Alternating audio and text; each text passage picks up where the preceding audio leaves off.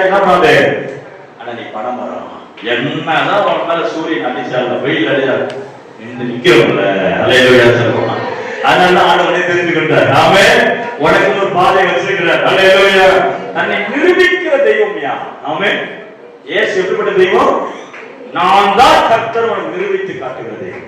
உனக்கு பணம் தேவையா? நான் நிரூபிப்பேன். அல்லேலூயா. உனக்கு ஒரு பிரச்சனை வந்தா குடும்பத்துல நிரூபிச்சு காட்டுறேன். உன் பிள்ளைங்க உனக்கு சண்டைக்கு வராங்கன்னா நான் நிரூபிச்சு காட்டுறேன். அல்லேலூயா. உன் குடும்பத்தில் இருக்கிற மாறாவின் அனுபவத்தை மதுரமாய் மாற்றுவேன். சொல்லுங்க, மாறாவின் அனுபவம் மதுரமாய் மாறும். கண்ணப்படி சொல்ல, மாறாவின் அனுபவம் மதுரமாய் மாறும். அல்லேலூயா, அல்லேலூயா. சொல்ல சொல்ல திதிக்க ஆரம்பிக்கும்.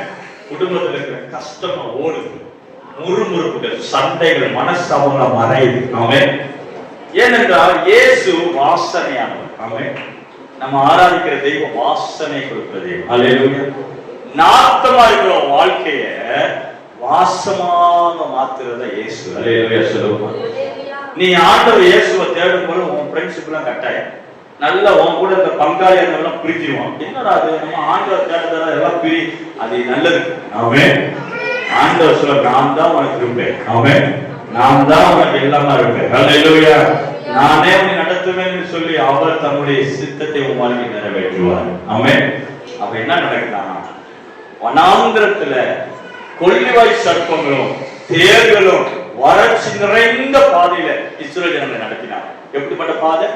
கொள்ளிவாய் சர்ப்பம், சர்ப்பங்களும் தேர்களும் இருக்கு அந்த பகுதியில தான் கர்த்தர் நடத்தினார். ஆனா ஒருத்தவனி சர்ப்பம் கிடைக்குது. அல்லேலூயா சொல்லுவாங்க.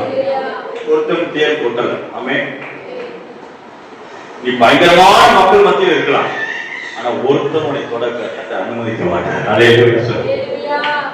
ஆனா எப்ப பாம்பு கடிக்குது அப்படின்னா அவன் அழைப்ப விட்டு போகும்போது திரும்ப நான் எகிப்துக்கே போறேன்னு போறான். பாத்தீங்களா, இன்னைக்கு அநேக விசுவாசிகள் பரிசுத்தாவி பெற்று அபிஷேகம் பெற்று முன்னாடி வந்துடுறாங்க, ஏதோ ஒரு வேகத்துல வந்துடுறாங்க. தொடர்ந்து அவளை பாவம் இல்லாம அவளை வலையில் அடிச்சிருக்க ஆள் இல்லாம என்ன பண்ண பின்மாற்றமா போயிடுறாங்க. அவங்களாவே துணிச்சு போய் அது மாதிரி போனவங்க அந்த ஒரு கூட்டம் என்ன பண்ணிச்சு, பின்னாடி போறேன்னு போச்சு. போனவனை கத்தை என்ன பண்ண சர்ப்பங்களுக்கு அது கொட்ட ஆரம்பிச்சு. இன்னைக்கும் விசுவாசிகளை சர்ப்பம் கடிக்க விட மாட்டாங்க.